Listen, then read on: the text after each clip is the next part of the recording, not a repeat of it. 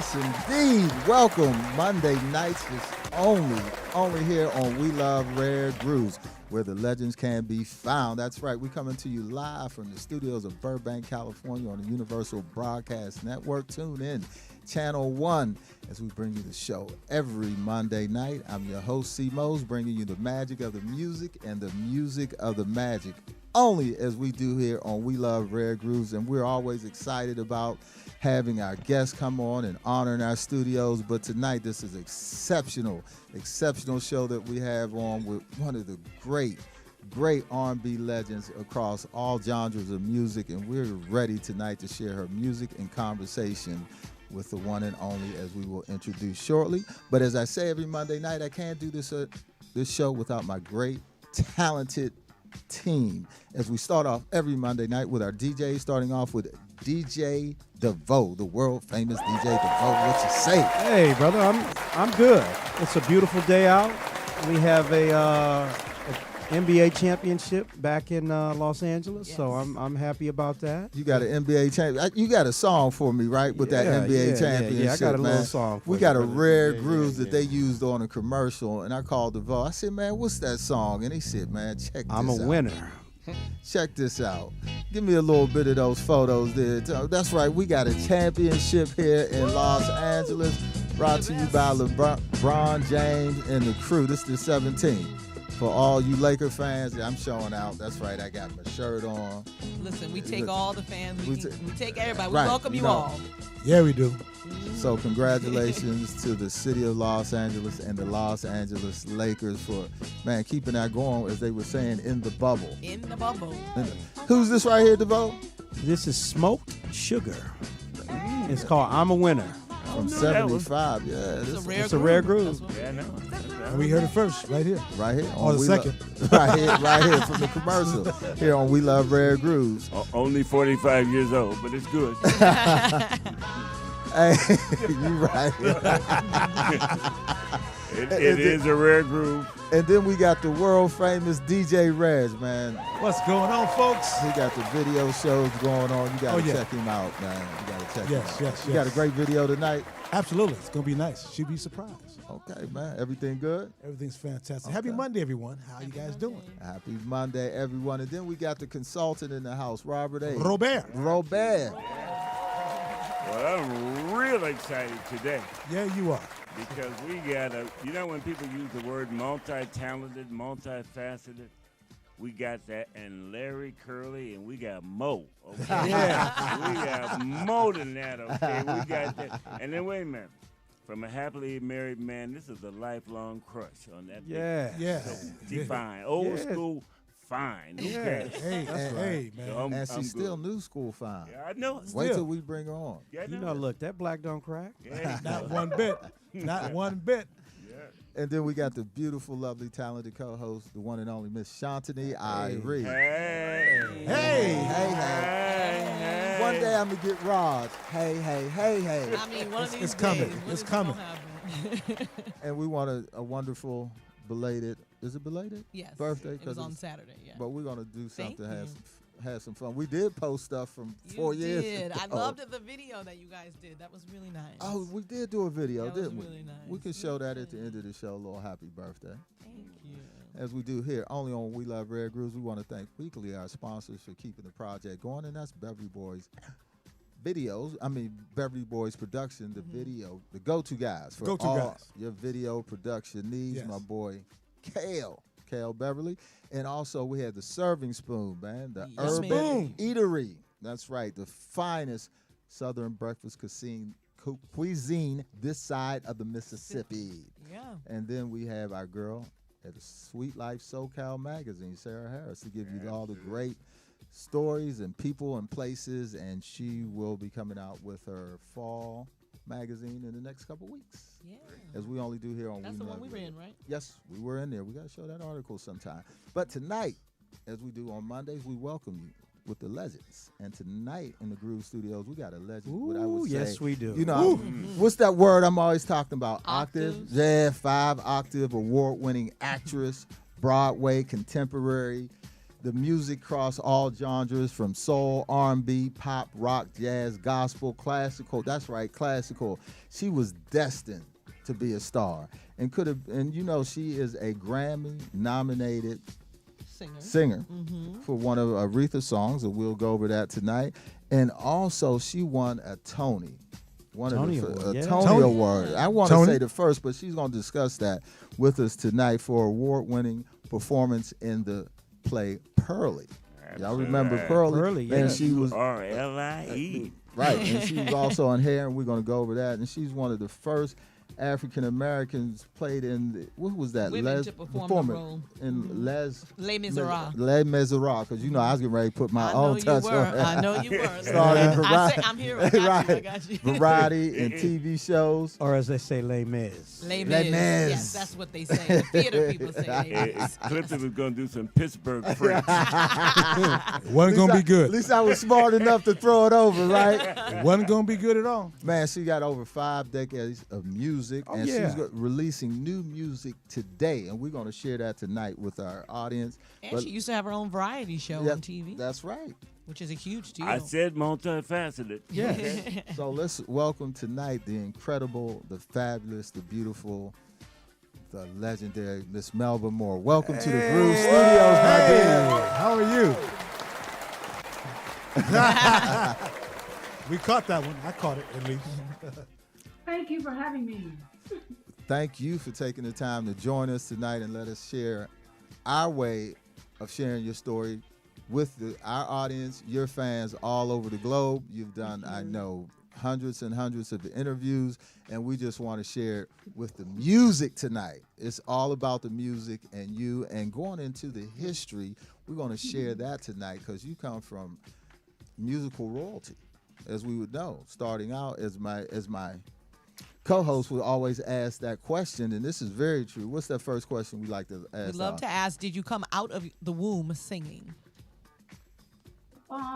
Well, since I'm kind of like typical African American, which means my family is broken, I might have, but I don't know.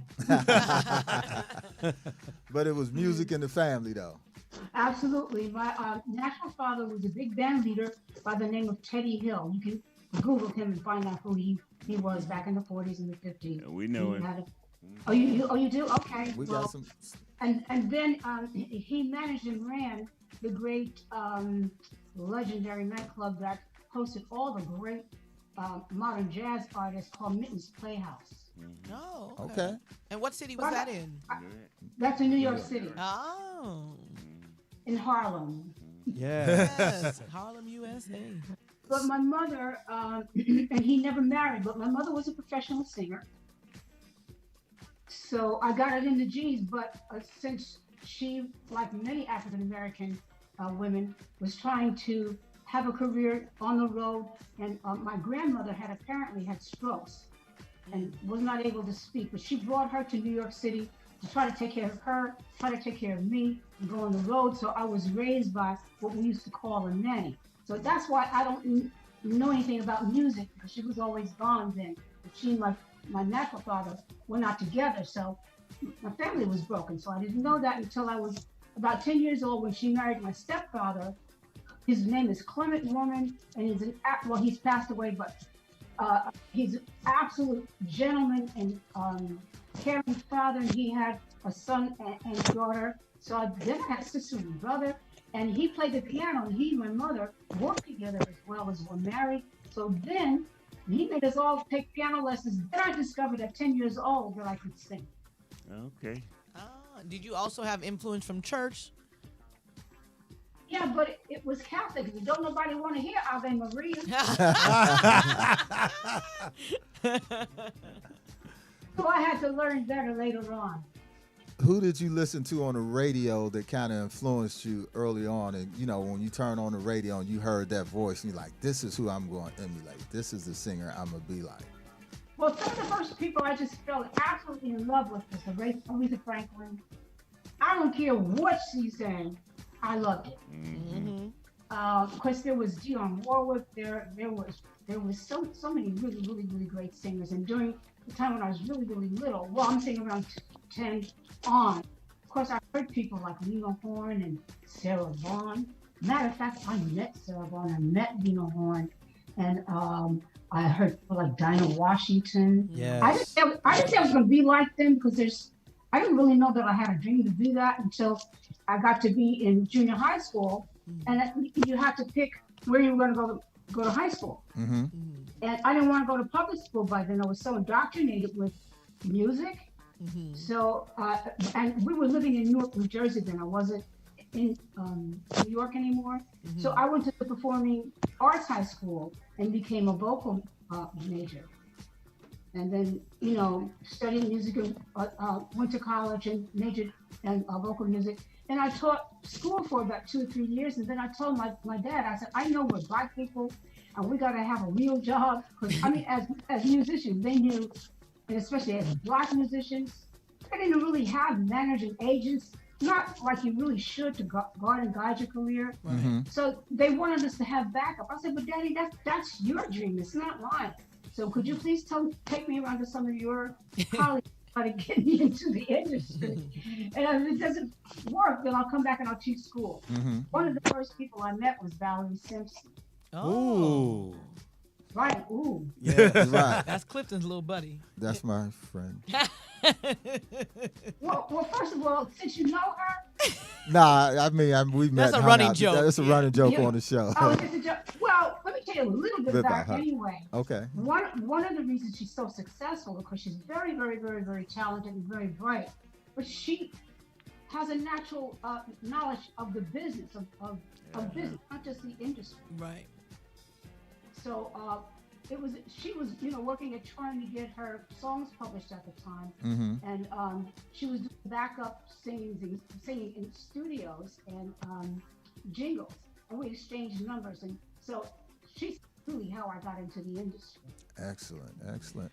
So, Were you in any groups, like girl groups or any little groups around your little I ditty was group? in junior high school. Mhm. So I got lost in the puddle there. Because, I have a very bright personality now. Mhm. But people call me humble now, but then I was shy. okay. Well, it wasn't just that. I realized that, you have to vote for everything that you want to do. So you can't do what you want to do. So I decided, I don't really know what I want to do. So let me go by myself and see what that is. So I never really wanted to be a part of a group. Okay. Did you pick up any instruments in school while you said you took the piano? Was there anything else that you all picked up? Any other instruments? Yeah, but you don't want to know about them. If you ever saw me play the clarinet, you said, "Oh, honey." Probably how No, but- Clifton was with the violin. Yes. It didn't work out. But I love the piano. I thought I was going to be a piano player, but I didn't play as well as I sang. So, major voice. Now, how did you get introduced to theater? Well, on a recording session with Valerie Simpson and Nick Ashford, we were all backup singers together. Mm-hmm. Wow. It was a session for Galt McDermott, who wrote the music for the Broadway show Hair.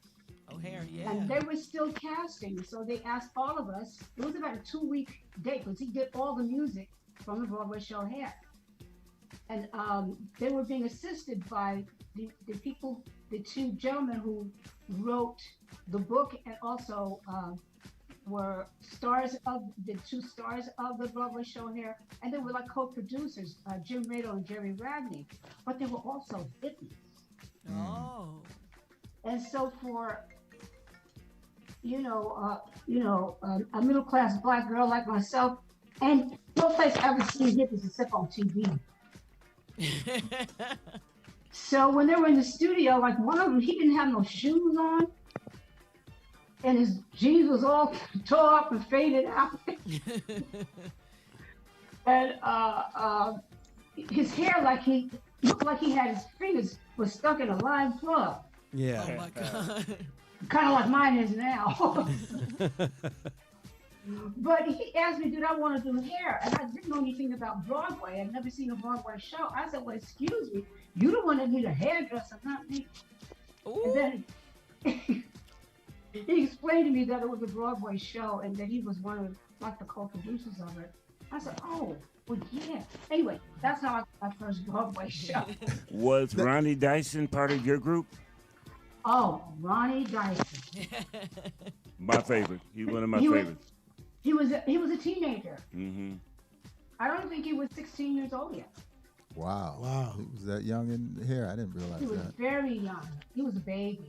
But, precocious, very, very, very, very talented. Oh yeah, he was. Now, one of the things I read on Hair, they had nudity in there, which was pretty.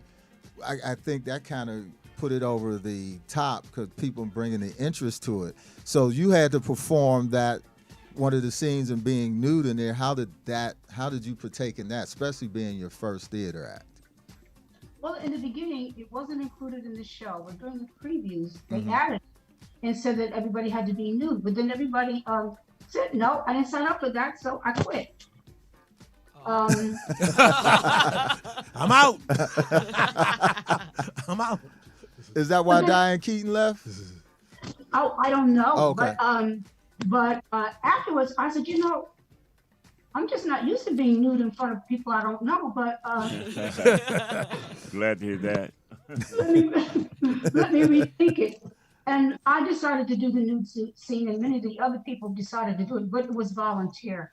Okay. And I think, what people don't know about it, of course, it was an extreme interest created. People wanted to come just to see the nude scene, so Yeah. they got it started doing the previews. So. Okay. How did you explain that one to your parents? How did I explain it to my husband? Ooh. That's even better twist. Okay, that was the beginning of climbing up the rough side of the mountain. Yeah. I hear you.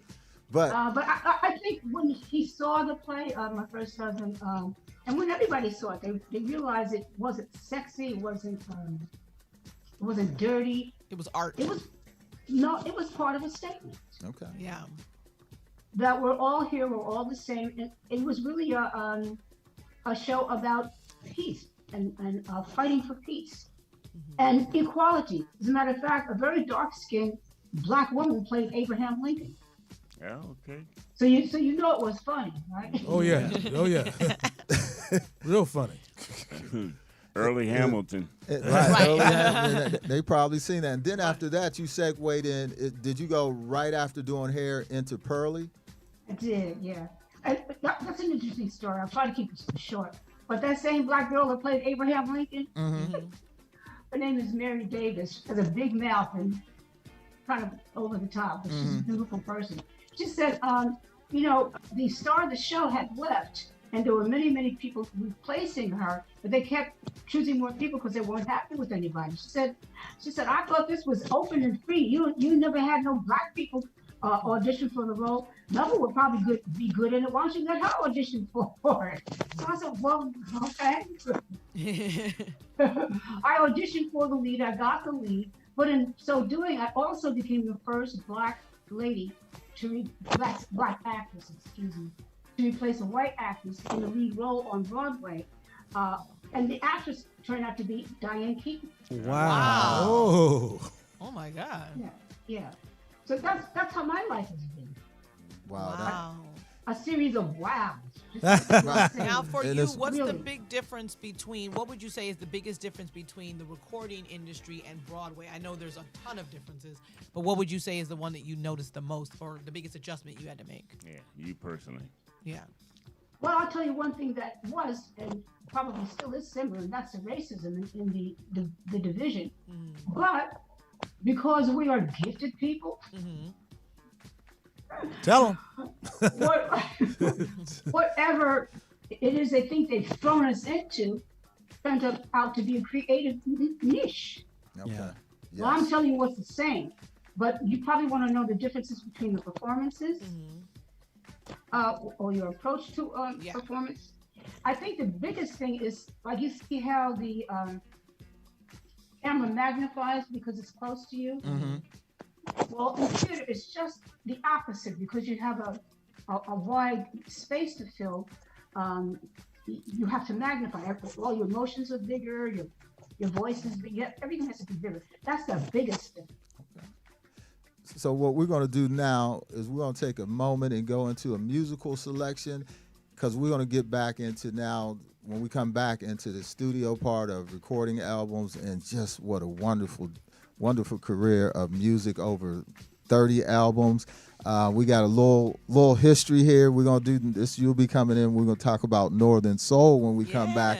And what I want to do, because we're going back, but I want you to introduce and let folks know about the newest. 5 decades of music and still introducing new music right now that has just come out. So tell the people about the new release that we're getting ready to play right now from Melba Moore. Then we're going to go back and come back and talk about all that with only here, as we do here on We Love Rare Grooves. Give us a call at 323-524-2599. Streaming live on the UBN network, ubngo.com, channel 1. We'll be on Facebook, YouTube. And Facebook is blowing up. Some of your nieces and nephews are on here. Yeah. Yeah. Without a doubt. So let's introduce that new song, and we're going to go. All right. Well, I'm so excited about it. It's called Just Doing Me. All right. So give it to him, Okay. DJ DeVoe, DJ Red. Yes. It's produced by Terry Hunter, George, and Angela Pettis. All right. Give it to me. I like I this. like that Come on. beat right there. We'll be right back with the legendary Melba Moore. I'm still here and still doing me. What goes around will always come back again. So just take me as I am. I'm just doing me.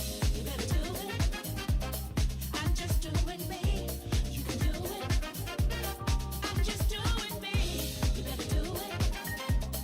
I'm just doing me. I'm just gonna do me. I had to take the time and learn to love myself, get to know me so much better. Every moment in my life has made me stronger. Many lessons learned from them all. I'm just doing me. You better do it. I'm just doing me. You can do it. I'm just doing me. You better do it. I'm just doing me. I'm just gonna do me. What you see in me is always what you get. It's so easy, just be me. My life has been filled with many blessings from above. So much love, cherish it all. I'm just doing me. You better do it. I'm just doing me. You can do it. I'm just doing me. You better do it. I'm just doing me. I'm just gonna do me. I'm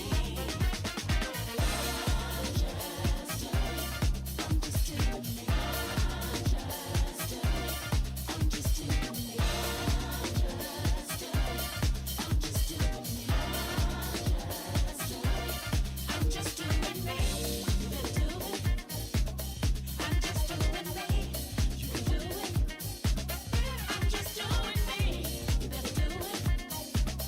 I'm just doing me. I'm just gonna do me. I'm just doing me. I'm just doing me. I'm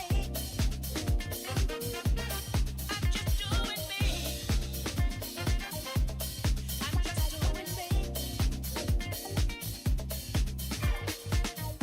You know, the Lord has brought me from a mighty long way. I lost some things along the way, and it's been a long, rough road. But I never lost my voice. I never lost my health. I never lost my praise, and I am still doing me.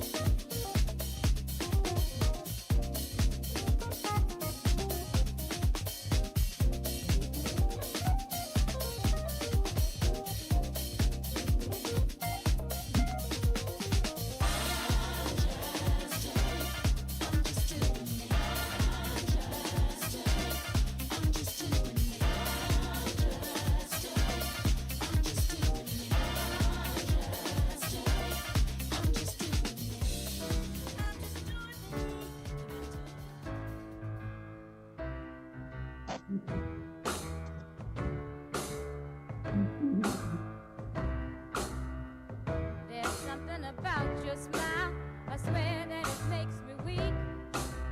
And when I'm close to you, I find that it's hard to speak. I act like a child who's 6 and I guess that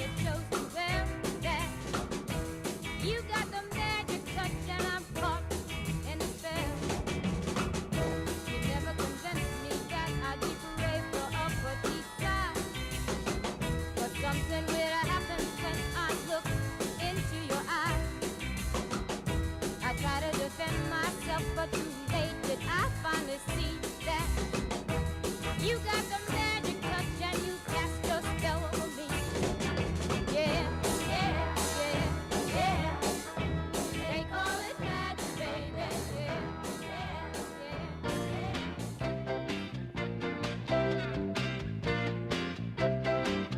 Good morning, starshine. The earth says hello. You twinkle above us, we twinkle below. Good morning, starshine. You lead us along, my love and me, as we sing our early morning singing song.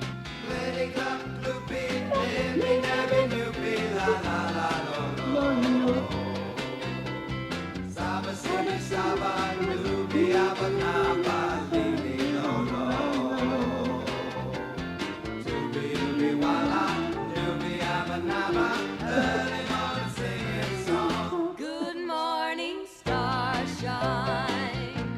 The earth says hello. You twinkle above us, we twinkle below.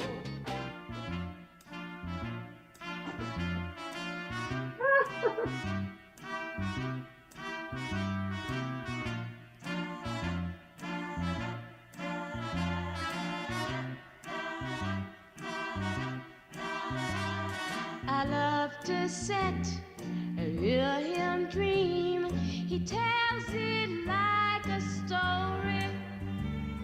He talks about a better time, happy days and glory. No more scratching for a living like a chicken pecking. He's got the whole world figured out and even more. I reckon the moon don't rise to light the sky. The moon comes up just to shine on pearly, pearly, my pearly. Spring don't spring to charm the bees. The flowers flower just for pearly. Look what you're doing. Look just what you're doing. Look what you're doing to the world. You know how much you need him, but you won't admit it to yourself. You know that you really want him, like you know you never wanted anybody else.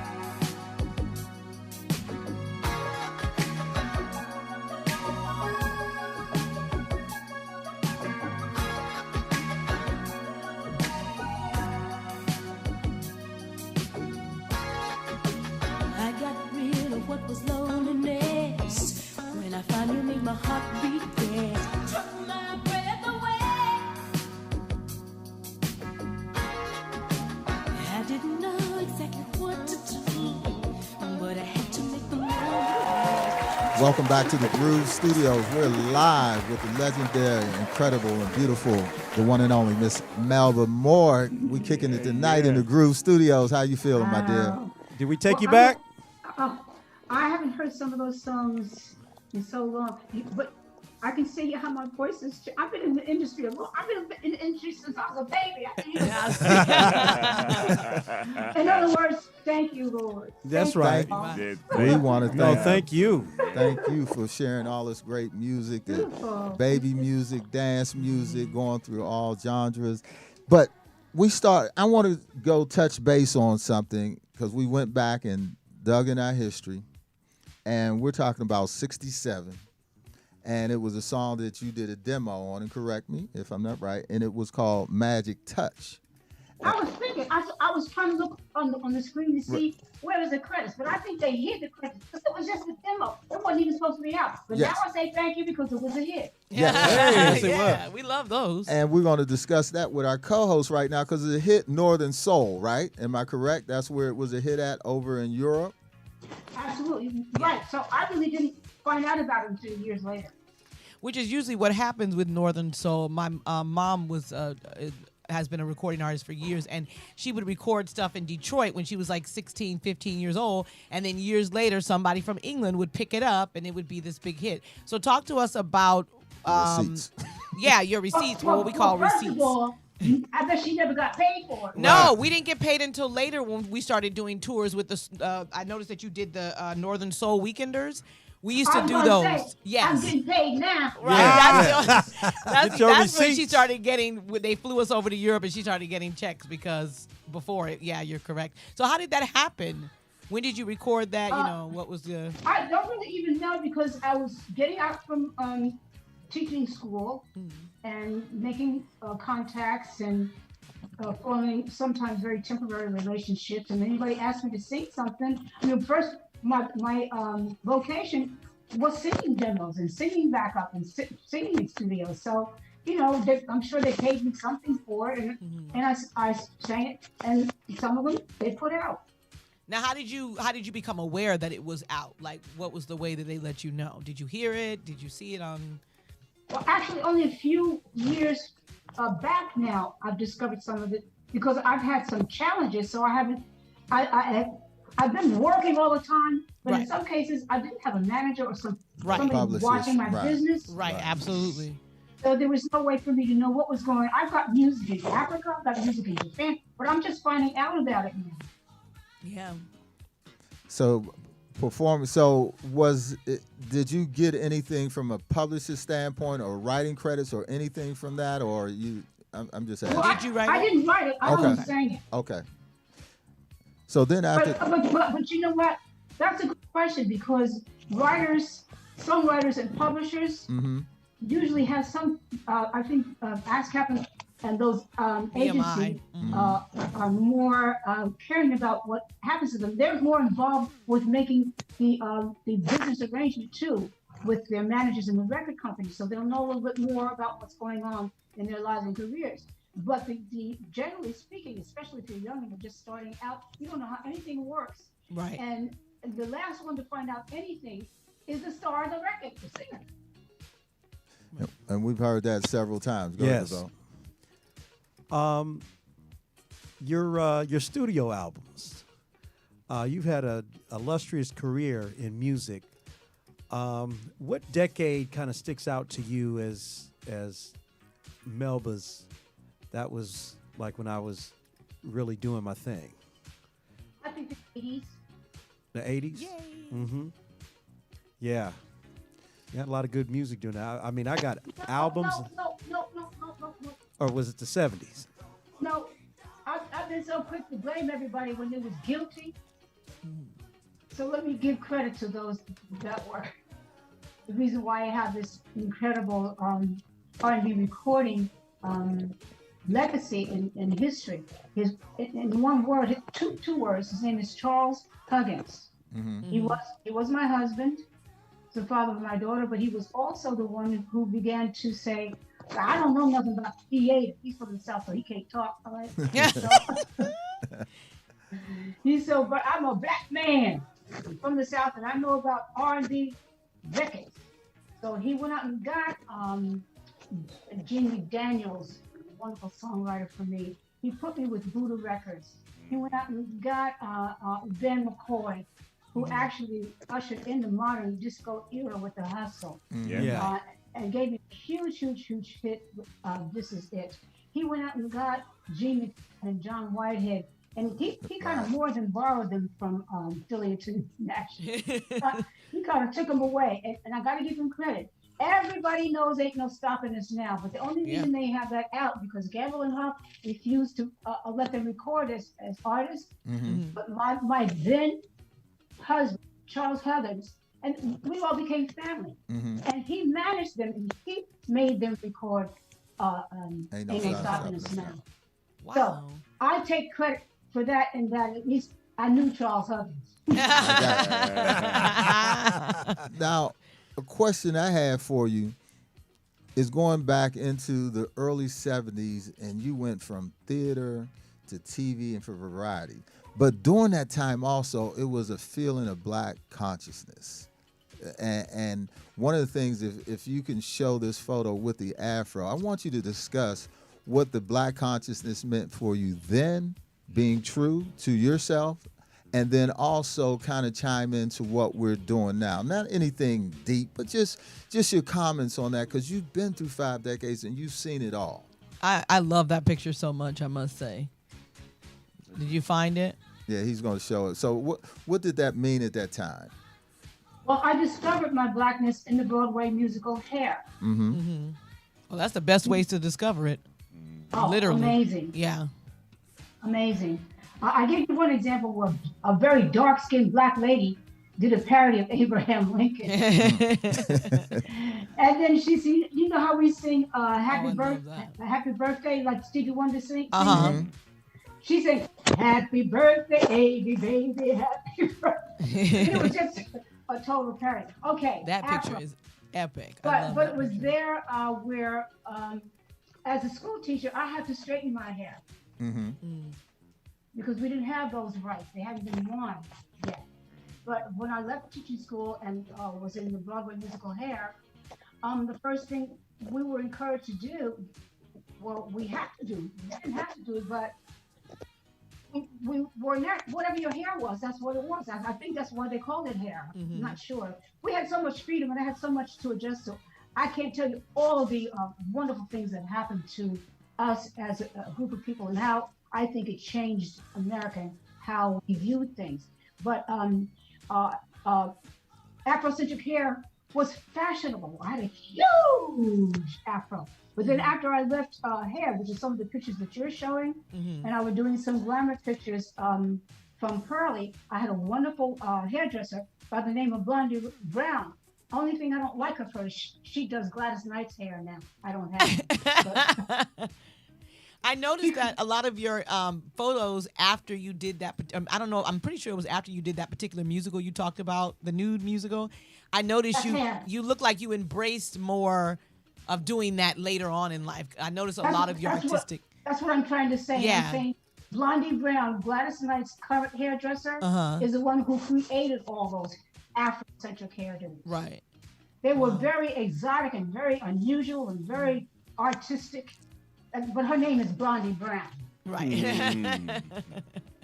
We got a couple more questions. Then Look at that photo. We're going to get into the original photo of, what's that? Is that? Do you remember that? Remember that photo? Absolutely. That's the reason I was hired to do the Broadway show here. One of the hit songs of the show was this song called White Boys Are So Pretty. And we were all in one dress, but when we opened it up, you could see it looks like 3 people, but we were doing a parody of the Supremes. Wow. And the one I told you play Abraham Lincoln, that's her on your right. Wow. And the one on the left is Emeretta Marks, but we were supposed to be the Supremes. Now, do you remember where you were when you first heard your song on the radio? Which song? Any song, your very first song that ever played on the radio. Do you remember where you were? Do you know how long that I'm not trying to say I'm old, but Well, that's good, though. You have so much work that you can't remember, and not a lot of people can say that. Right, because to remember sometimes exactly where I was, no, I don't. But you remember, what was the exciting part to know that you got the recognition? Imagine seeing something like a billboard in New York in Times Square. You know, a But you know moment what? like But that. you know what? I'm sorry. Now you know what's funny to me. I think I remember hearing "I Am His Lady" on the radio. Which It's a one? beautiful ballad Mm-hmm. that came from an album that I did on Buddha, and the song was written by Jamie Daniels for me, but it was really about my then husband Charles Huggins. So it's so beautiful because I was really in love, but it was also because it was a hit. That helps. That helps so much. So we're going to take a moment here and give a little love to Beverly Boy Production. Then we're going to come back and talk about some of the musical segment of some of the duets. And then we'll talk about the different music genres during that time of the 70s, 80s, and 90s. Only here on We Love Rare Grooves as we have the fabulous Melba Moore in the house. In the house. She's fine. Pretty Tony, take me away.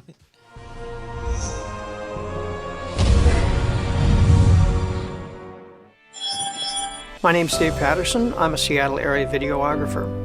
I've been working with Beverly Boy Productions for over 2 years, and I can say they are great to work with. They've always provided me with the information I need so that when I show up on set, I can shoot exactly what's necessary to tell the story the client is trying to tell. Call sheets that include the who, what, why, where, when of the video shoot, production notes, gear requirements, crew requirements, load-in time, all that. Makes my job a lot easier, and ultimately it produces the results that the client's going to be happy with. This is what a professional company like Beverly Boy Productions does, and also it's one of the reasons why I really enjoy working with them. It's a bit of a family vibe.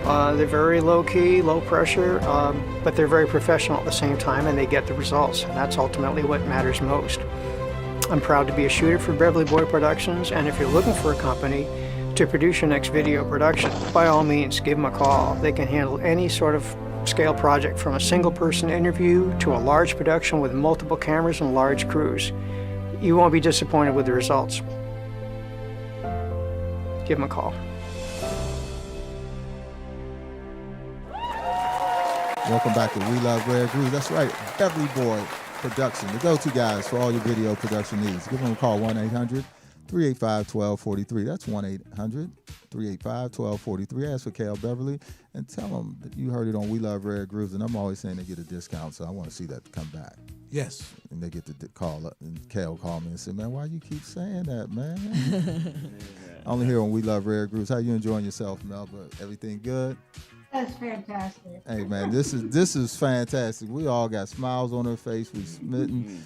We're just honored to have you here tonight. And what we're going to do on this segment is we're going to go in some of the duets that you perform with, share that music, come back, talk about the different record labels during that time. Anything else you want to share with our audience? Okay. All right, we'll be back in a groove second, a groove minute. I got DJ DeVoe and DJ Reg. Y'all gonna take me away with this song right here. Oh man, remember this one? We'll come back and talk about it here on We Love Rare Grooves. Give us a call, 323-524-2599, streaming live on Facebook. You can take my money, spend it all on yourself. No more. When I loved you, you took all I had. Always break my heart, I was so sad.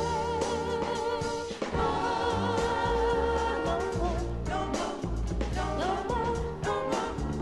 'Cause I'm leaving. I won't sit at home again and hurt while you flirt. No more.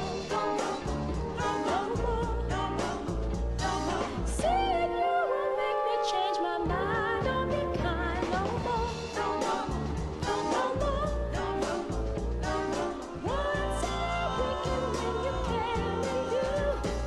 'Cause I never could stay away from you.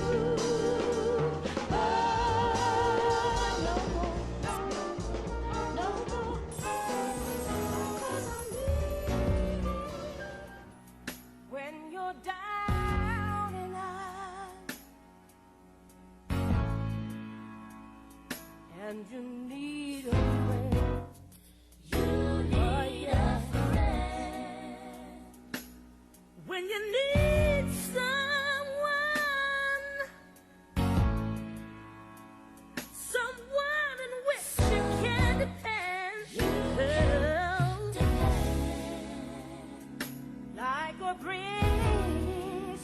troubled waters.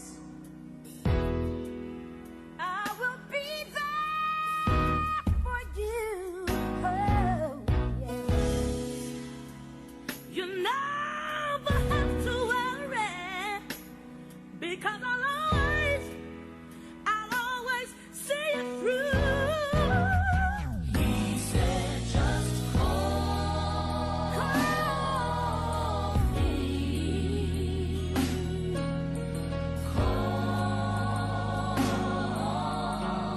All you gotta do is call me.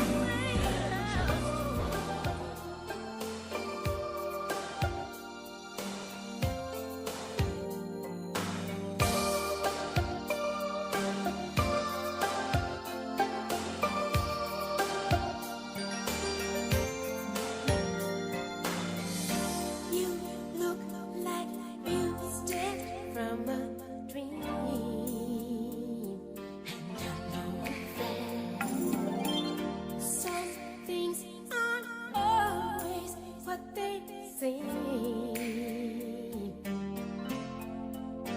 Oh, but girl, I'm in love. Boy, I'm in love. I'll be the world for you. Oh, 'cause when I'm in love, there's nothing I won't do.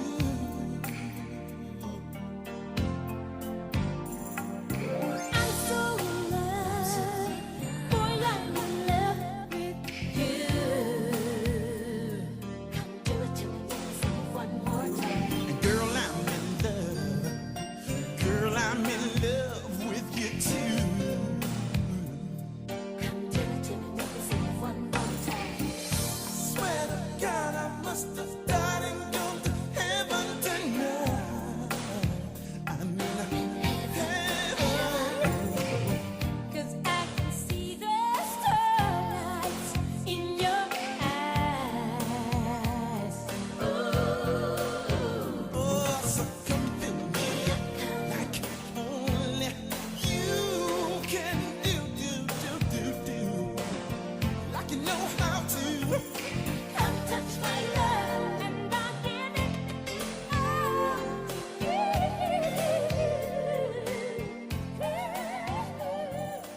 I'm so in love.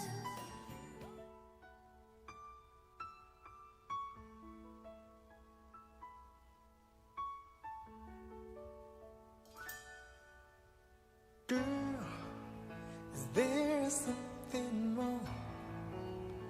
Help me understand the way of you. And I can't sleep at nights, wondering if our love is true. I do. But there's one thing I want you to know. If you ever try my love, for sure can't take care of all of you. If you want my love, all of you, no part-time love, all of you.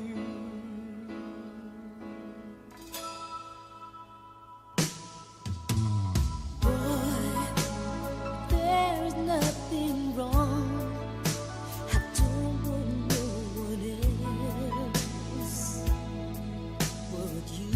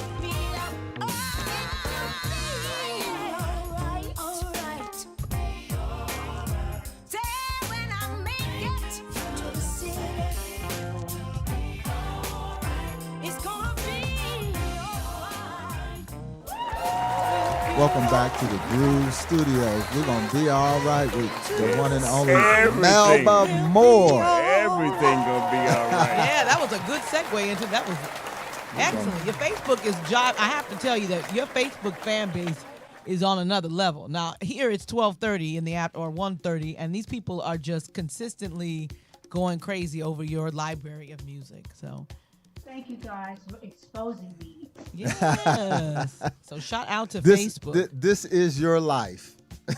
Wow. Oh, I love those duets. Weren't they amazing? Ooh, yes. Oh, we've yes. got a caller on. Somebody's calling in to chat with you. Thank you for calling We Love Rare Grooves. Who do we have on the line? Hi, this is Sharon Meadows from Tampa, Florida. Well, hello, Sharon. from Hi, Tampa. Sharon. Hello.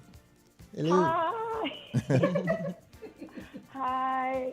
I just wanted to call in. I love Melba Moore so much. So much. We do too. Thank you. And do you have a question for Ms. And Moore? my favorite of all is Crying in the Dark. That's my favorite. Wow. Wow. Well, thank you for that. Thank you. So you enjoy. Oh, thank you. Thank you for calling in. Thank you. Everything good? Where you at? Thank you. I'm sorry? I said everything good from. She's calling from Florida. Well, she's wow. in Tampa. Florida. I Tampa. mean, Yeah, what kind thanks of so question? much. Yeah, I'm in Tampa. Okay. Oh, yeah, I listen to We Love Rare Grooves all the time, yeah. Well, thank you. Thank you, dear. Well, thank you so much for your support this afternoon. I mean, this evening. Yeah. I blew it right this No, evening. Okay. You keep tuning in. Thank you all. Thank you. Thank you. Thank you. So as we continue Thank you. here on We Love Rare Grooves, thank Those you for duets, that. honey. Those duets. Let's talk about the duets. How did you come to collaborate with folks on doing the duets? Now, we pulled out that first one, Hubert Laws, just to jar the memory a little bit. No more? Oh, no, what was the first one? Hubert Laws is no more. Hubert Laws, no more? No, I didn't think that was the first one you played. In this segment, let's see. Let me go back and look. And maybe she's thinking of the one with Shirley Murdoch, Call Me. Yeah, that one. That's what I heard first. Right, but I think We had one song before that. We had Hubert Laws, No More. Then we played you and Shirley Murdoch, Call Me. I can tell you about that one. Ooh, Okay, tell us about that one. Tell it. Tell it. Tell it. Well, first of all, you hear her voice on the recording, right? Yes. You know she ain't no backup singer, right? Right. Yes. But that was during one of my rough times up the mountain. I was definitely in a valley. And I was telling you as a joke, but it's not really a joke. I'm Catholic. And my natural voice was classical. But I love the Lord. I'm a born-again Christian. I didn't have any songs. And while I was out on the road with my first, it wasn't Secret Lovers, but it was another Michael Matthews play, I met Shirley. And I asked her, I didn't know what it was to be born again. So she said, you need a song that tells your testimony. I said, well, what's your testimony? She said, it's a song that tells what Jesus did for you. And as we talked, she said, my husband Dale DeGroat and I will write you some music so you can express your testimony in music. And so she wrote that for me, and then she condescended to sing it with me too. So I guess it was our testimonial, huh? No, well, you can't help it because we're all preachers of God. That's Yeah. right. But she wrote that and 2 or 3 other songs so that I could sing gospel, so I could sing, Christian music that wasn't Catholic. And No sister act for her. and then you got what I got. You got what I got, Kashif. How did that come about? Kashif. We Okay, love my- Kashif. My dear then husband, Charles Huggins, went out and found Kashif and got him for me. And of Wow. course, with him came Freddie Jackson, Lilo Thomas, Yes. and all the other art, Fannie Whitehead, all the other, Paul Lawrence, who wrote for me, Love's Coming At You. I'm sure you're probably familiar with that. Yes. But I had a whole host of Living for Your Love, and see, because she brought in that big synthesizer. Yeah, Stevie Wonder brought in the Fender Rhodes and the first synthesizers, Right. but because she really redefined the 80s. with his synthesizer sound in his music. Yes, he but did. my then husband, Charles Huggins, went out and got Kashif Fongzi That's and right. the rest of his whole camp. That's right.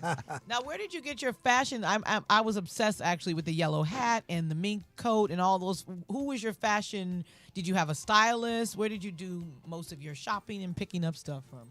Once again, it was my then husband, Charles. Oh. He said, no, you can't go around looking like that. You're the pack. He made me aware that I'm the packaging. Yes. You were the okay. brand. Yeah, your Yeah. brand before. And there so was- he would get the best photographers, the people who shot Barbara Streisand and all the top artists, and he would get the top stylists. And then I've learned how to dress myself since, but he started that because I really didn't care what I looked like. I didn't know that it was important. It's just like I fell into Broadway. Now I know it's important. Right.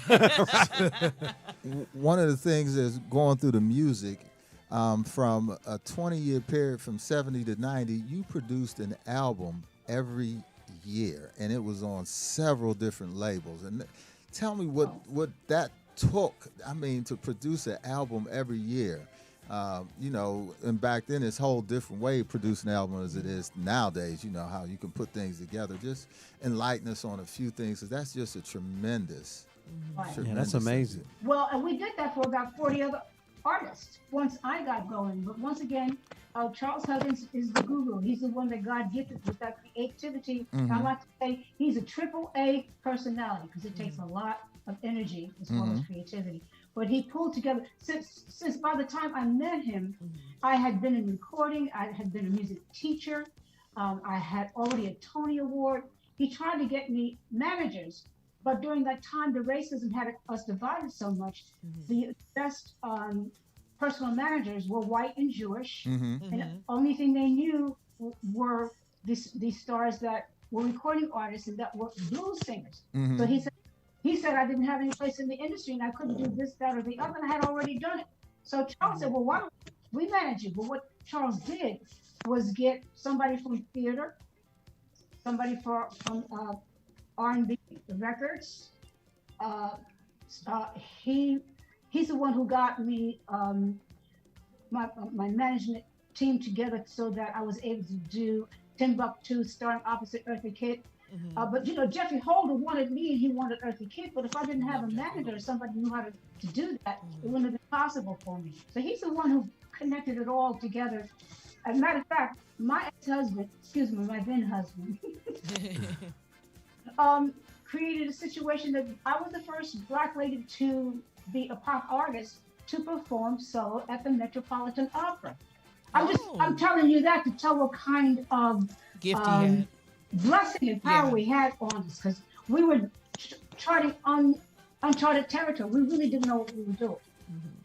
But that's a good point that you made, Clifton, about the every year, because I know when Michael Jackson came along, they kind of fought to stop that, where record labels wanted you to turn out a record every year, and Michael Jackson was really pivotal with his record label and saying, listen, you need to let my first record, let that ride for a minute before we try to come with something else. But so the fact that you did something every year like that is just remarkable. Well, my point is that I would have somebody who was in the industry to partner with the gurus of the record companies. Right. To even participate in that decision. Right. Absolutely. So tell us this, what would you say is some of the best advice that you received during that time that you would like to share?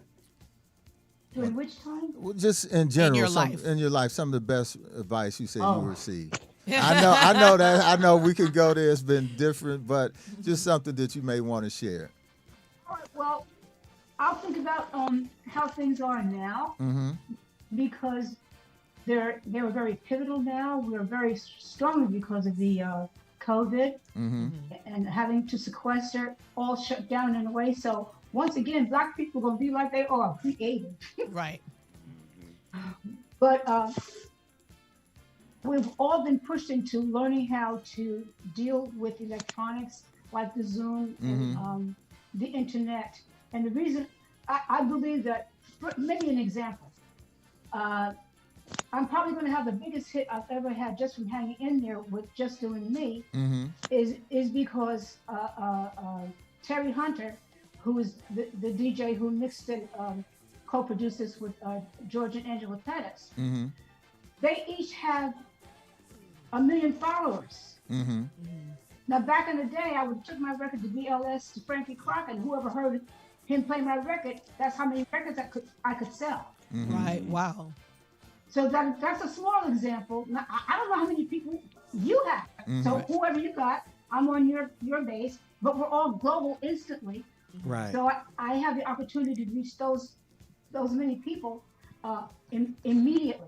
So it's multiplied so much. I think that the difficulties perhaps are the same. You have to have music or a project that somebody wants to buy. But if you have that, the platform is limitless. So with that in mind, well, I don't know what advice I could give young people. So teach me how to do Zoom. Me too. Well, intend same to thing. Do you intend to return to Broadway ever? Oh, absolutely, yeah. And I'll probably first do it virtually because you reach more people. Right. Hey, we're going to take a moment to give a little love to Serving Spoon, and then we're going to come back with some of the songs that we found that were sampled. We know you've been sampled close to 500 times, but we want to share some of those tunes with the original hit and who sampled it, and maybe you may be aware, you may not be. And we'll come back with a caller right after that. So, Pretty Tony, take me away with a little bit of our favorite people, Serving Spoon, giving you the best selling this side of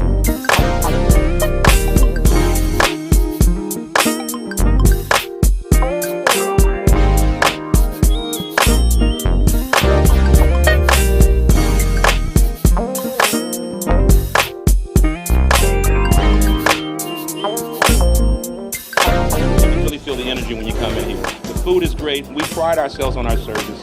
We really stress that with our employees, that when you come here, that you're actually better for your coming. And if you give us 1% of your trust, we'll earn the other 99. And by the way, there ain't no better breakfast.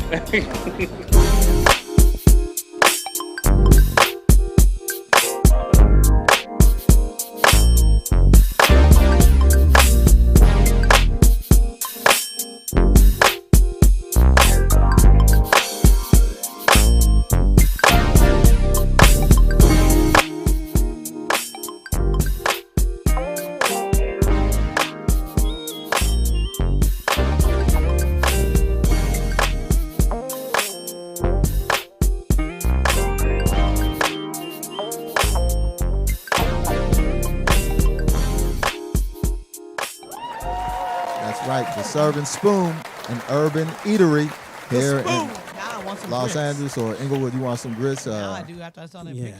Give them a call, 310-412-392-7, servingspoon.net. So when you're back in L.A., I seen you in Catalina, but when you come back in L.A. after this COVID, we got a date at the Serving Spoon for breakfast. Okay, I'll go on my diet now. Okay. Yeah. Right, we're going to start now, but yes, we love to partake in Serving Spoon breakfast with Miss Melba Moore. So this next segment we're going to do is the samples, where my generation borrowed from your generation, and we're going to show you. We don't know if you know. We're going to find out if you got those receipts. But do we have a caller before that? Oh, that's all right. That's all right. But we do have a caller before that. You're just blowing up the lines today. Oh, well, I was going to say, you can keep that money. I got new money. Thank you for calling. We love Rare Grooves. Who do we have on the line? You have Sean from Atlanta. Hey, from Hi, the Sean. ATL. Welcome. Wow, it's just an honor to be able to watch and listen to one of my favorite performers. Thank you. Really, I have like 3 questions. Wow, you're getting greedy. For you. If I'm allowed to answer them, ask them. First question, was it hard to transition from Broadway to singing R&B music? The second question, did you have any feeds with any fellow performers? Number 3, how do you keep your voice strong, especially with those long notes you hit? Okay, now what was the first question? what the biggest transition between Broadway and R&B R&B? singing. Did you find it difficult to adjust? I didn't find it difficult because in the recording studio, you do things over and over and over. You don't do them by yourself. You have a whole team of, you have somebody writing it. Like, for instance, one example, like working with somebody like Jimmy Fadden or Kashif, first of all, the singers. So when they have a very sensitive way that they want the phrasing done. And they'll take one little tiny section and do that for an hour until you get it right. So you're going to transition, okay? So really, the personality that you hear in R&B music is the songwriter and the producer, as well as, when I say the producer, I mean the musician. That creates the whole feeling and sound that you have. But the thing that's most dominant to your senses is the singer, because they make that prominent. But it's a combination of all of them. So I'm just saying the transition, like from theater, okay, I think it's quite a bit different because once you've rehearsed everything, you've had the director, you've had the choreographer, you've had everybody that you've rehearsed with. But once you get out on the stage, it's up to you. If you change the dialogue, or if you don't project, or if something, you're totally alone up there. So it's very different. If you're in television, I think it's similar to recording, because you can play it back and it's not right, you can fix it. But when it's live, once you do it, you have to get it right the first time. Right. I think that's the biggest thing. I'm not sure. What's the second question? Second question, did you have any run-ins or feuds with any fellow performers? Run-ins Did or I- what? Run-ins or feuds or drama with anybody. This is like tales from the tour bus. Did you have any tales from the tour bus? No, nobody ever picked at me. I was never, people never are intimidated by me.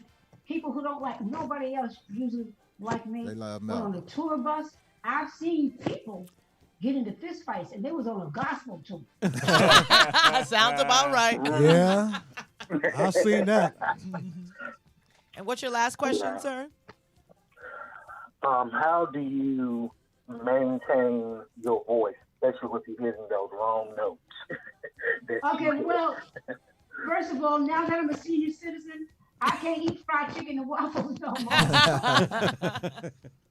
I'm making a joke, but singing is like being an athlete. It's very true. So what you eat in your lifestyle is everything. Plus, being a born again Christian, you have to. When I say born again, a lot of people who even devout Christians, they believe in God and the Lord influences them. But with somebody like myself, God governs me every moment. So I'm not saying that I do everything you said, but that's my life. Right. It's almost like I've retired from being professional, and that's my job now. Okay, what do you want? You say, okay, you can't eat that. Oh, I said, well, yeah, I don't feel it. Well, you better get up and do it. When you get up, that's a discipline. And so I'm lean, and look at that muscle. Ooh. Look at that muscle. Okay? Hey, You see, I got muscles. So I'm Yes, not you lying. do. Girl, you look good for 30. Yeah. You look Well, wonderful. thank you black- so much, Sean, for calling from the ATL. We sure appreciate you. Thank you, Thank Sean. you, Sean. And we hope you keep listening. No, thank you all. Have a great day. Be blessed. Bye-bye. All right, let's go into You these. got shorties calling from the ATL. So check out and see what type of homework and research we did for some of the songs that has been sampled, DJ DeVoe and DJ Reg. We're going to go into them for a few minutes and come right back with Miss Melba Moore.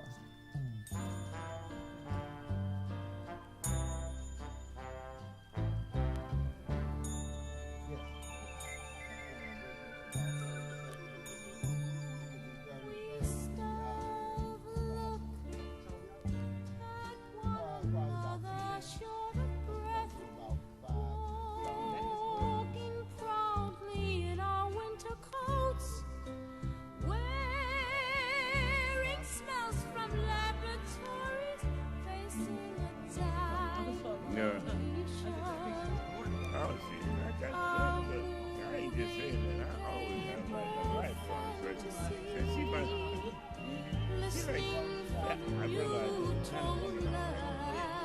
Yeah, she seems like your type. with supreme Like the vision. Yeah, you're right. My sister helped me with. My sister said, you know. Matter of fact, one of my ex, Marcia got married this weekend. There is a rush Yes. of greatness. Who knows what stands in front of our lives? I fashion my fate. Yeah, brand new day, y'all. Turn me up at the top a little bit, dawg. I want them to know. I want them to hear this one. Loud and clear, bright and early. Listen, I don't hate players. I don't love the game. I'm the shot clock, way above the game. To be point blank with you, motherfuck the game. I got all this work on me, I ain't come for play. You can show the little shorties how you pump and flake, but dog, not to death. I'm not impressed, I'm not amused, I'm not confused, I'm not the dude. I'm grown man minutes, I am not in school. Put your hand down, youngin', this is not for you. On my J.O. with beats by Kanye, yo. My name on the market, your name off the payroll. Style fresh like I'm still a day old. And it's been like that since the day old. I'm on time with a rollie, a Seiko. Step on deck, your neck, do what I say so. Get up or get out, get down or lay low. Standing in the shadow of a fabulous man. Brooklyn nigga, I am. That nigga, that dude.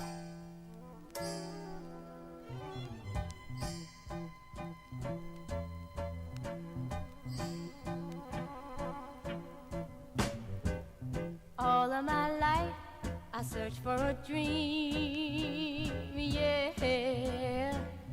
Was it just a mirage, not really what it seemed, yeah. Looking for a meaning in life, hope for tomorrow. All I found was sadness and strife, and unrelenting sorrow. But every day I'd start out anew, yeah. And one lucky day I finally found you,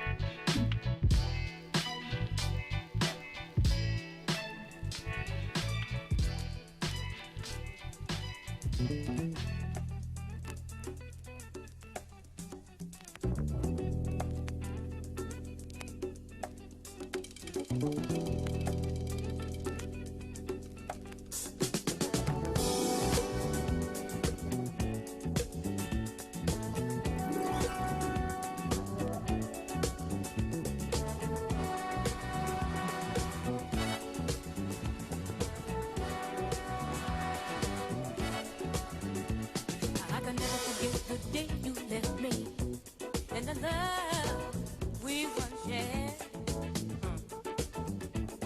Well, it hurt me so bad inside that day. It was much more than I could bear. You said, baby, don't you worry. I'll be back someday and I'll be.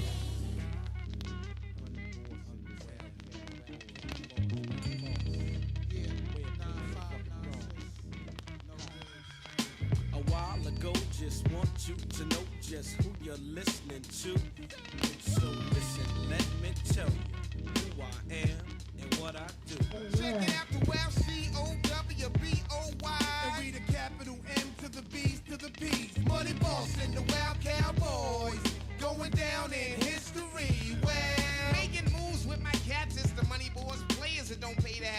if you ain't stacked the lace. When I say well, Cowboys, the name says it all. I'm like your favorite. Tell your man what you wanna tell him. I run styles, stack pals, more than 1,000 empty vows. The new rhyme era makes me the New York terror. Bronx niggas hold your corner. If your girl get up on her. And bodegas across the street holding guns. It's mad niggas on the quest to get the riches. 5-3s and snitches, dice and dumb bitches. Riding in the sixes, windows tinted on the Rover. But now it's over. The cocaine game is now sober, so move over. You better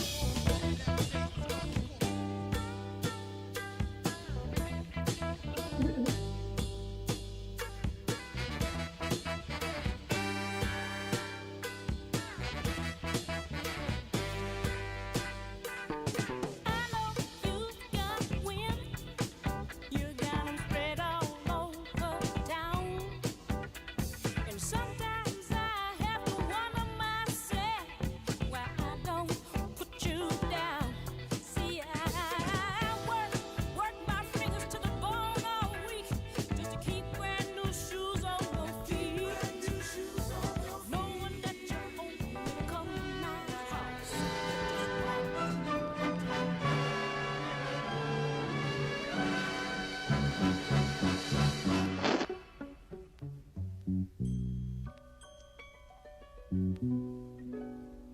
The facade is your smile and your eyes that avoid meeting mine.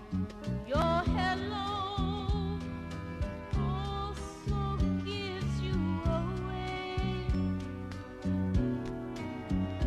The facade is all of the things that you do. They merely work against you, but I'm not fooled. You don't care anymore than everything that we shared.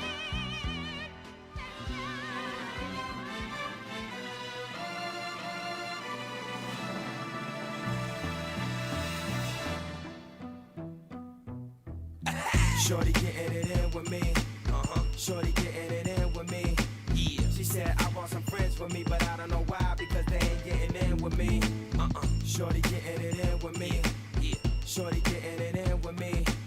She said I want some friends with me, but I don't know why, because they ain't getting in with me. Yo, you know me, I'm with a ghetto diva, stiletto fever, jello shots, yellow reefer, same rules apply, I'm back on top. You can't drink or smoke if you're not gonna pop. See me in the popcorn drop, not gonna stop. Taking shots of Patron, getting top on yachts. The medallions are mountain, rock on rocks. The whole world wanna know when this lock on drop. Without a doubt, she acknowledged the wealth. Since she ain't get brains, I told her, let me get some knowledge yourself. Then I told her, be proud of yourself and dig deep and try to see what you can get out of yourself. After all that, I told her.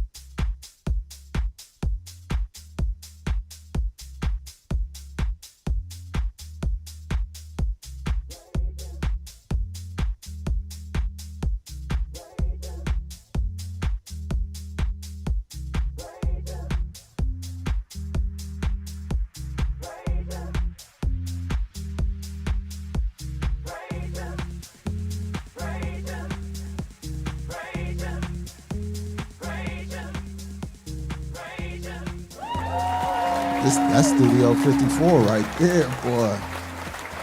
Did you ever My heart visit beat Studio awesome. 54, Miss Moore? Oh, that used to be my second home.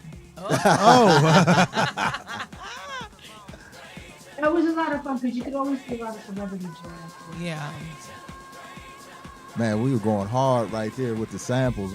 Melba, we came out with the, remember the song, The Flesh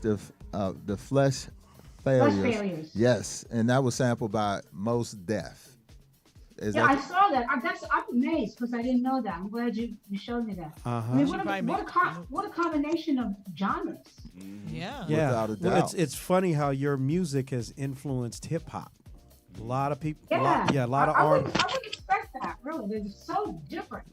Get Look, your good receipt. music is good music. We just got to I'm make. really glad, though, of course. Get your receipt. and then the one song, what is it? Oh, Facade. Facade. That was sampled. The strings were sampled a lot from that song with who was it? Kanye West And Jadakiss. and Jadakiss. Excuse me. Look, Kanye West is taking your music. Did you realize that? Just out of curiosity. And then we had Pete Rock, who sampled you from the song "Searching for a Dream" back in '71. They were going in the crates, weren't they? Wow. I love that sample. And once again, your album covers are just incredible. The imagery and the design and all the aesthetic of it. You have quite a few of those out there. But we really learned to understand that of course, the album covers became collector's items. Right, and for sure.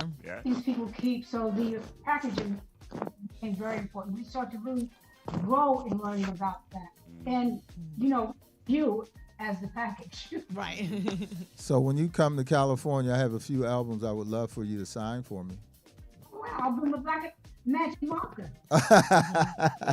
We look forward to it. So definitely that will happen. That will definitely happen.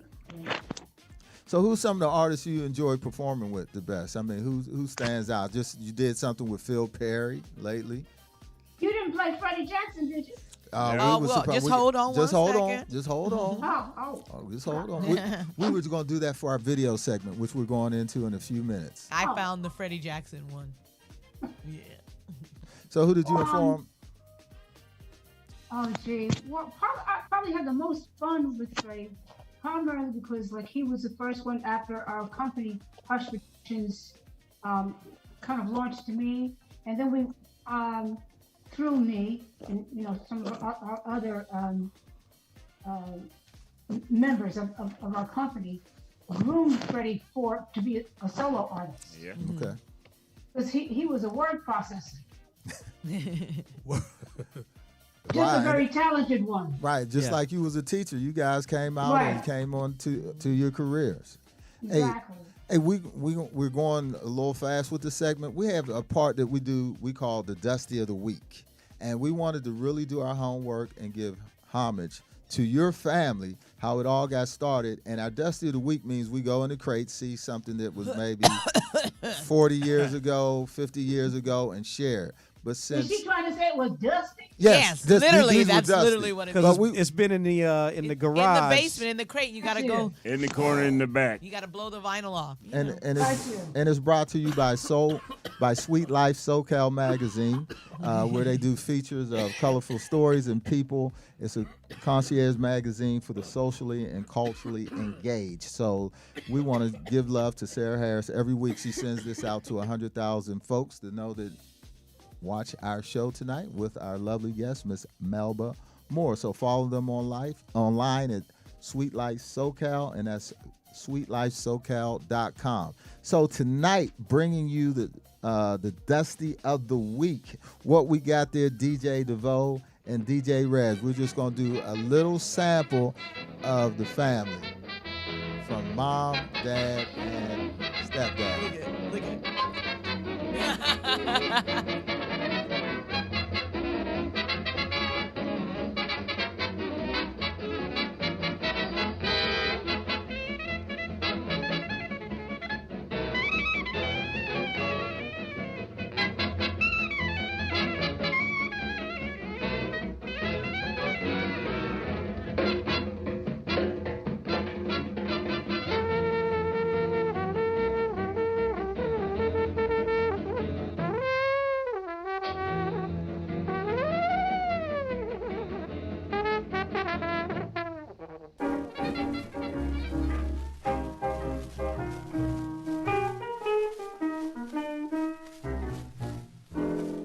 I've got you under my spell.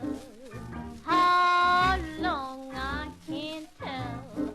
Way you love and pet me sure does a don't stop now. I'm deep in a dream, and love be all it seems. Stops my heart from beating, can't help repeating. Ooh, baby, don't stop now. How it thrills me.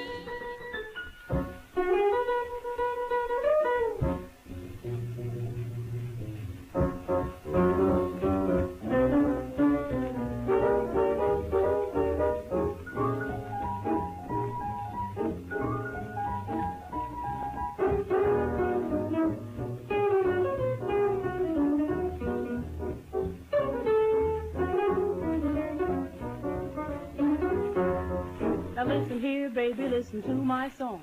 Don't get mad, 'cause I don't mean you no wrong. I wanna play with you, booty. Want to play with you, booty. Let me play with you, booty. Want to play with you, booty. I wanna play with you, booty. I mean your little poodle dog. Now your little poodle's got long black shaggy hair. His face looks just like a grizzly bear. I wanna play with you, booty. Want to play with you, booty. Let me play with you, booty. Want to play with you, booty. I wanna play with you, poodle. I mean your little poodle dog.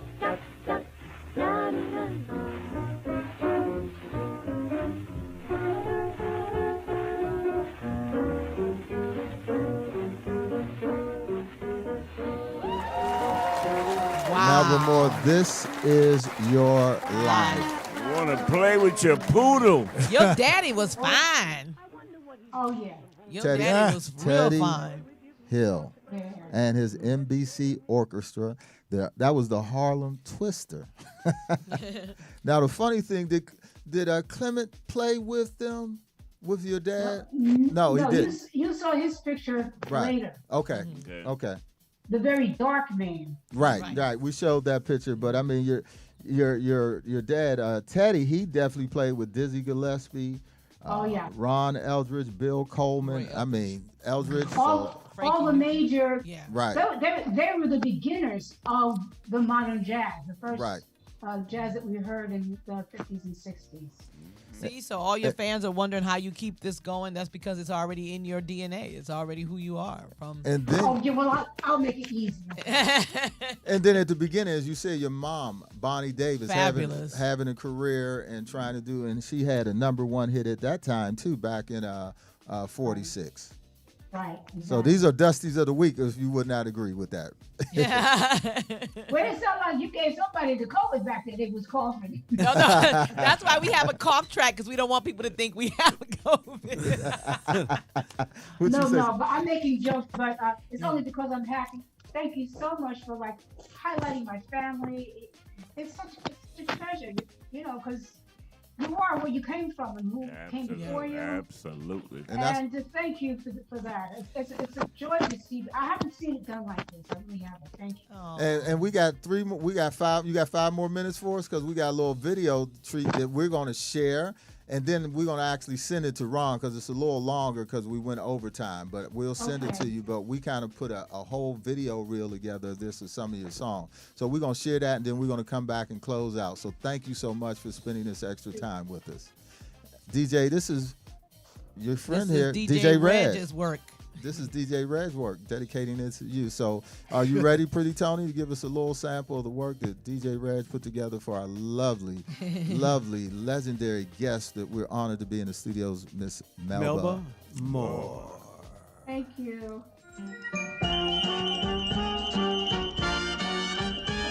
Said, don't tell me not to live, just sit and putter. Life's candy and the sun's a ball of butter. Don't bring her on the cloud to rain on that parade. Though I am wanting a gang, it's eye on the target, and wham! One shot, one gunshot, and bam! Hey! Whoa!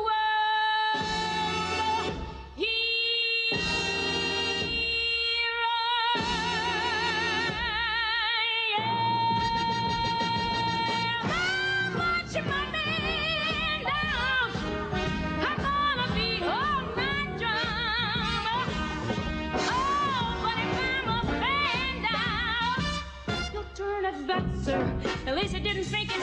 So well, I guess I didn't make it. Get ready for me, world, 'cause I'm a comer. I simply got to march my heart to drum. I know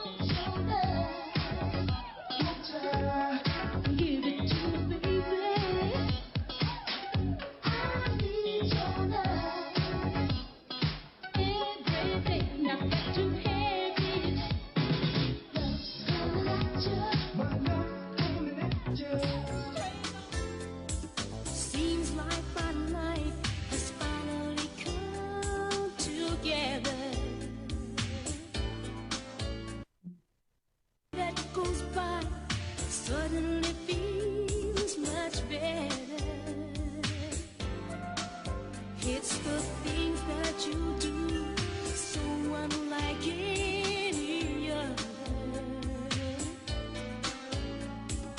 Just when I thought I could never love another, oh, I'm falling, I'm falling, falling in love. I'm in love.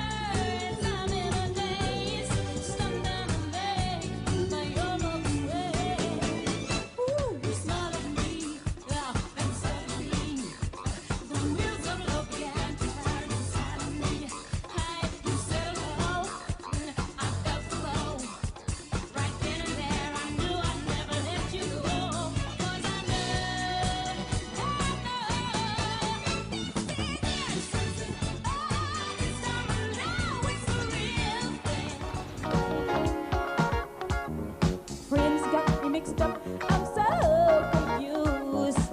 What have you been playing around? They say that girls in love with you. I'm like a yo-yo up and down. If you love me, say I'm your woman. Am I number one or number two? Am I your woman? Gotta make your mind up tonight. Wanna make your mind say alright. Gotta make your mind up tonight. Wanna make your mind say alright.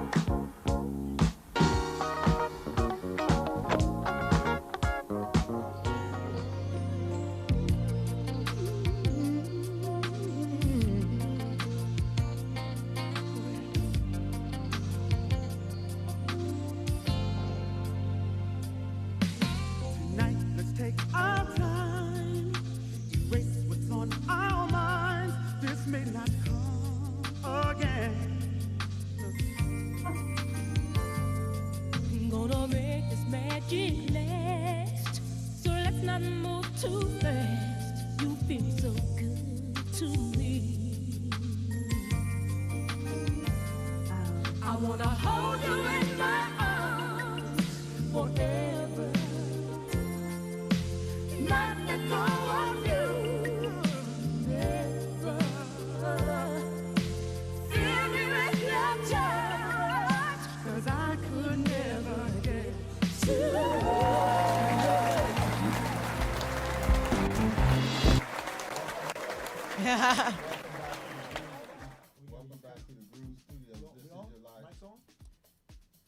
I don't hear myself. Oh, now I hear me. Can you hear us? Yeah. Welcome back to the Groove Studios. That's right. This is Melba Moore. What a catalog of music. What a catalog. Did you Did enjoy those that? videos take you back? Oh, in a lovely way, yes. I'm glad you enjoyed it. Absolutely. I'll make sure Ron. Wonderful. I'll make sure Ron gets the video. It's a few more songs in there. Thank you. I'll make sure it's so so you can put, wonderful. and make sure he gets that today for And you. you know, it was just Freddie's birthday. Oh, he's a is- Libra like me. Is he in New York also? Freddie? Yeah, he's in New York. Okay. But the video reminded me. I'm looking at him so lovingly because I really do love him and he loves me. But when we're in each other's company, all we have to do is just laugh because he's silly. But it just, I mean, the videos just take me back to and Lilo and well, I saw the picture of me and Phil Perry. We had really great times. You didn't ask me about the duets, but they remind me of the wonderful wonderful times I've had with these incredible artists. Yeah. Yeah. Yeah, he is. Right. This is your life. And also the lovely voice you have, like the Those Broadway, yeah. yeah, the initial song with that long death part. That was the Don't Rain on My Parade. That was that was the Flip Wilson show. Yeah. Oh, okay. Wow. Okay. Man, That's another great memory because he was, of course, so funny, but he gave me such great exposure. And and not just me. He was back there with some of the first Black people on television. Right. Can, So breakthroughs. can we come back and do a part 2? We got some more stuff. Yeah. Can we come back and do a 'cause part we 2 got sometime in the future? We got You more got more questions. stuff? We got more stuff, yes. And you got more songs, okay? How we put it together. So we would When love COVID is over and you get to LA, we'll love to have you in the studio with us. You're part of our alumni, and we need to have Yes, you back. Wonderful. As we close out, tell us about, you have a nonprofit, right? A nonprofit I organization? really don't have it now, but what I do is I keep it up there because my first inspiration was when we first were having crack epidemic. In the A 80s. lot of pregnant moms were leaving their babies at the hospital. So I founded the Melba Moore Foundation for Abandoned and Neglected Children. But what I do now is we still advertise it, so people are doing works for children. Then I partner with them. So Excellent. That's amazing. And how can we keep in touch with you, your social media handles and your website? well, melbamore.com is my website. You can always go on YouTube and they'll tell you what I'm doing and where I'm at. And I know one of them is Melba One More. I don't remember them all. We just have to Melba Google. Moore, Yeah, right, Google Melba her. Moore on Instagram. And I know she's on Google Instagram me. too. Yes. So we want to thank you so much for gracing our studio. It's been more than an honor, more than a pleasure to go through your musical career and have this great conversation. And as we do for all our guests, from everyone in here in the studio, Pretty Tony, DJ DeVoe, DJ Reg, Robert A., and Shantani and myself, we want to give you the We Love Rare Grooves Award. And I know Ron had showed it to you. So once you get it, if you would be so kind to take a picture and post for us, if you wouldn't mind. It will be my pleasure. And we're getting ready to cut away, but when we cut away, please stay on just for 1 minute, and then we will close out. We're going to close out the show here on We Love Rare Grooves with the fabulous and wonderful Miss Melba Moore. Next week, gracing the Groove Studios will be the one and only Karen White. She will be in studio next week. Okay, So please join us. And you can see the replays of the show. Am I correct, Yes, Shantani? on our YouTube channel. You can follow us on Instagram. You can follow us on Facebook Live. Was jumping today. And we're going to also replay this. For those of you watching, we're going to replay this show tonight. So if you missed it, you can all tell everyone else to get on tonight and watch the replay of the show at our normal standard time of 8 p.m. Pacific. What else did I miss? Oh, we're on iHeartRadio, so the audio tape or the audio version of this show will be played in its entirety on iHeartRadio, Spotify, and Apple Podcasts. And Amazon, right? Yes. Pretty Tony? We're on And Amazon. So you will be listening. Everybody will be listening to you in their cars, and on YouTube we will have the video version of this show. And Twitter. And our show is Twitter. picked up in over 50 countries, Melba. So who knows who's listening to it all over the world. With that beautiful voice. And Thank you, you. I know these days we're global, so you better watch it. yes, and you haven't missed a beat at all. So thank you so much. We want to thank our listening audience all over the globe for joining us for another evening of We Love Rare Grooves. I can't do it without my great team, DJ Reg, DJ DeVoe, Robert A., the consultant, Shantani, Pretty Tony, and all you guys out there. Thank you so much for giving us the ideas to go through this and bring this to you. So as we only do here on We Love Rare Grooves. Just doing me, baby. Thank you. Just doing me. Hey. Hold on for us. Yes.